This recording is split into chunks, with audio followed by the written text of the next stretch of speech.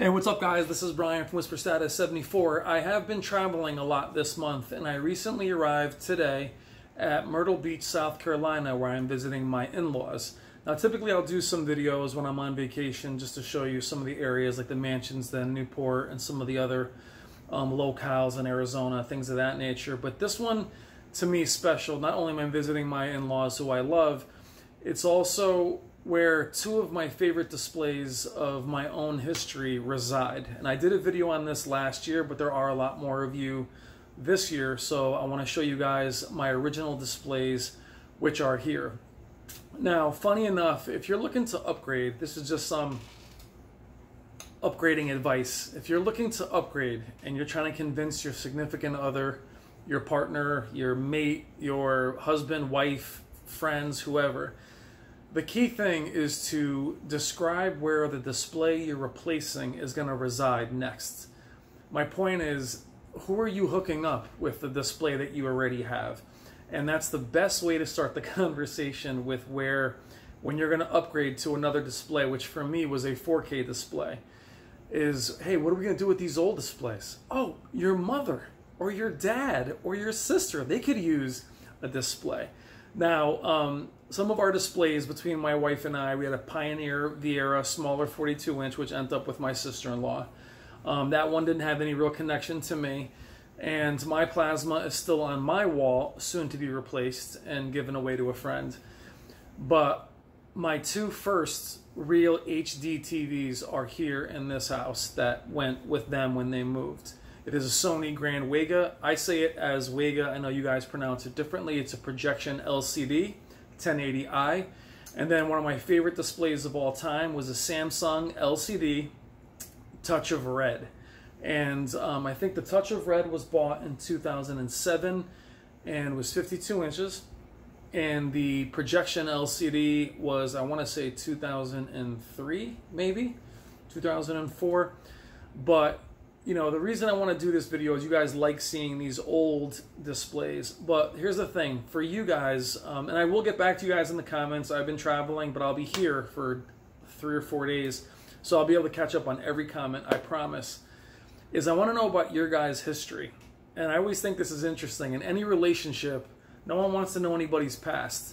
I want to know your past. Let me know your first display that was your first true love. What I mean is, you know, is maybe your first display you have now is your first big display. But what's the first big display that you bought for yourself? What was the one, now, not the ones you got as a gift as a kid or whatever. I'm talking about the first one that you were able to say, well, if you got one as a gift, I mean, that counts as well. For me, I had a Sony TRINITRON. So I'll go through mine. My very first was a 32-inch Sony TRINITRON. Was my first display that I ever bought myself. That I think was $500 or $600. It was a big CRT, DVD, Xbox, video games on it. I absolutely loved it. My Dreamcast. That was my first really proud moment of this is my TV. And what's oddly enough is that even back then I wanted letterbox movies. And on a 32-inch screen, I remember having like girlfriends over at the time that were like, what is up with these black bars? The black bars back then were the entire screen, and the letterbox was literally like 7 inches across the screen. And a lot of you guys that were really into widescreen or letterbox back then know what I'm talking about. You try to explain to the person you're with, no, it's wider contrast ratio, and they're like, dude, all I know is there's huge black bars, not the ones that we have now. So that was my first big purchase. And then after 2000. I remember getting my first HD TV, and that was the Sony Grand WEGA, and I really missed the mark on that. I purchased it right before 1080p dropped.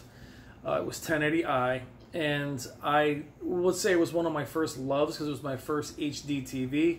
I had the HD DVD add-on for the Microsoft 360. It just was never really that crisp image. It really tried to emulate plasma. It had the dark blacks, but it looks like a screen.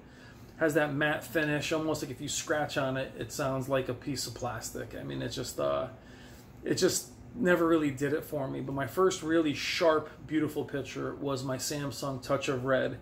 And it was the first time I saw the soap opera effect. It was Iron Man and Circuit City was the demo.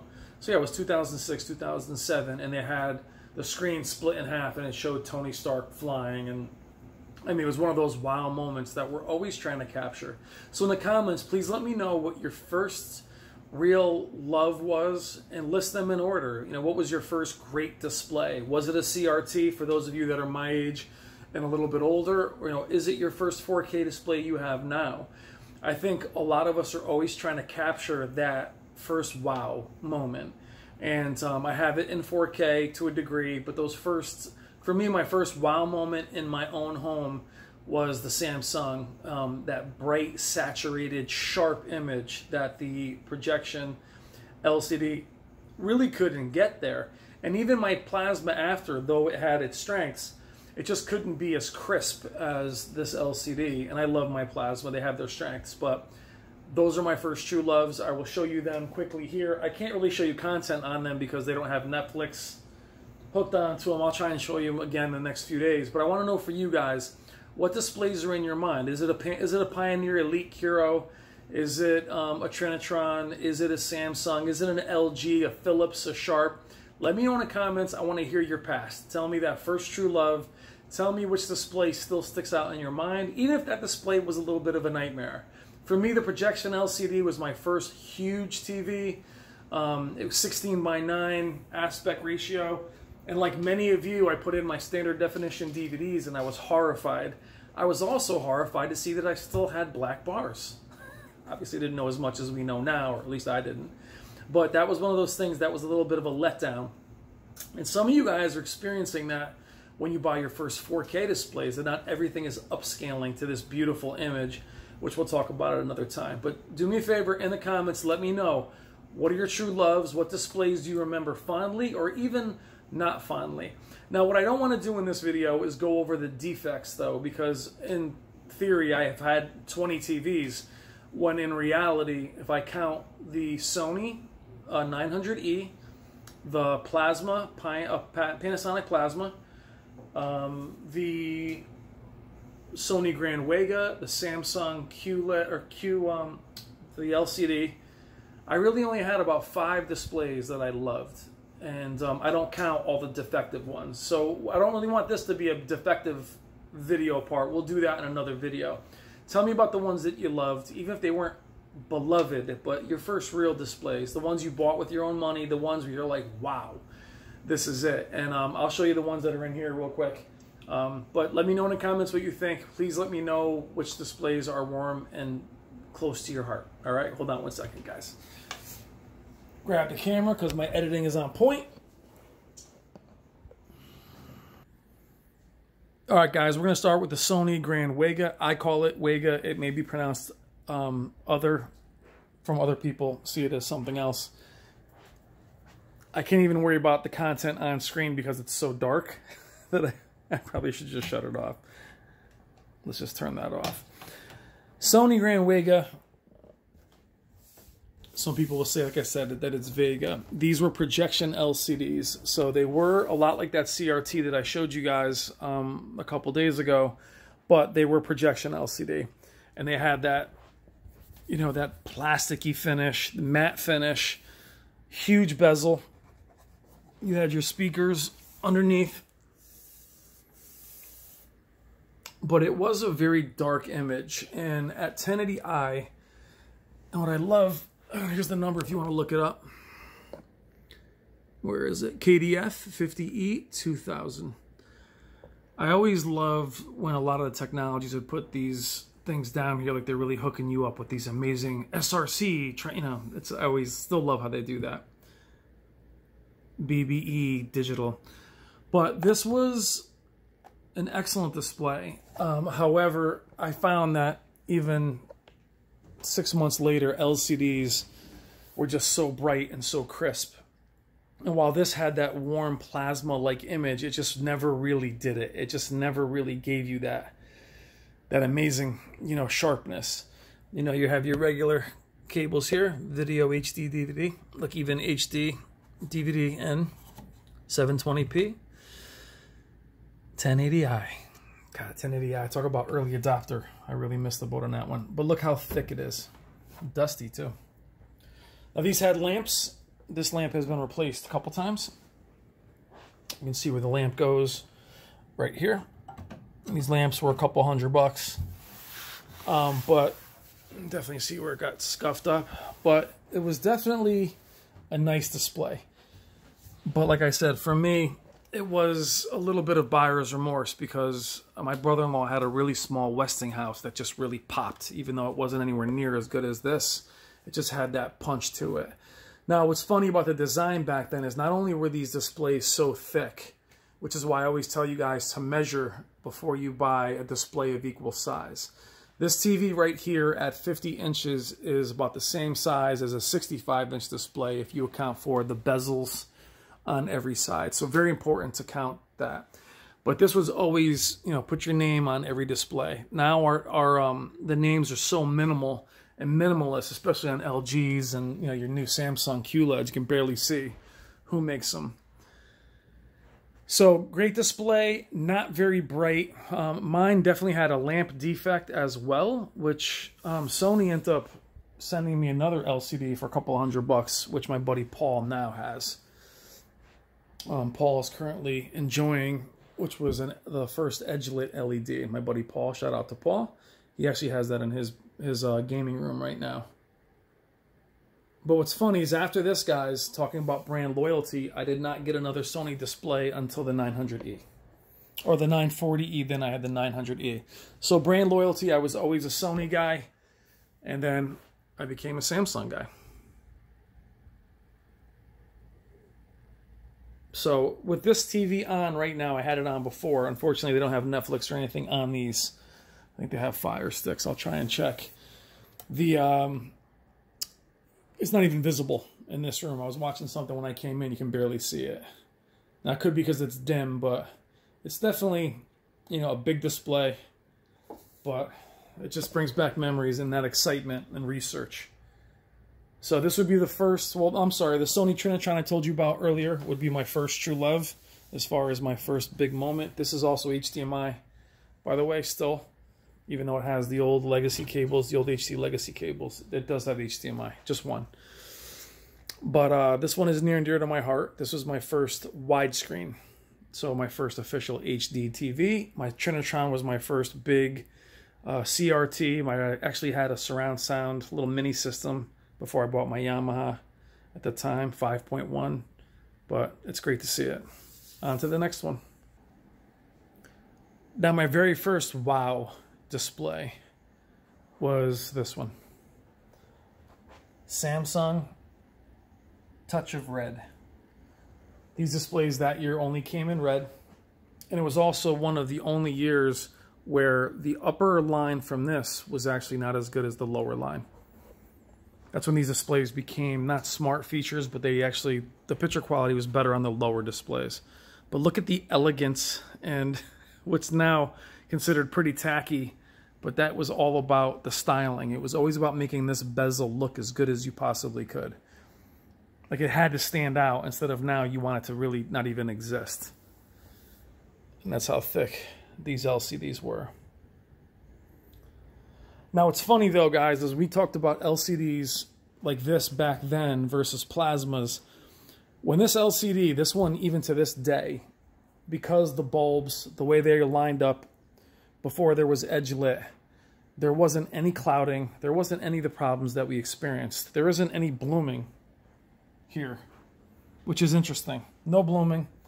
When they started going into edge lit, you know, some Samsung edge lit was from the sides. They went in from the top and the bottom. Once they started going with HDR and they started adding that peak brightness, that's when the blooming and stuff became so evident on these kinds of displays, LEDs.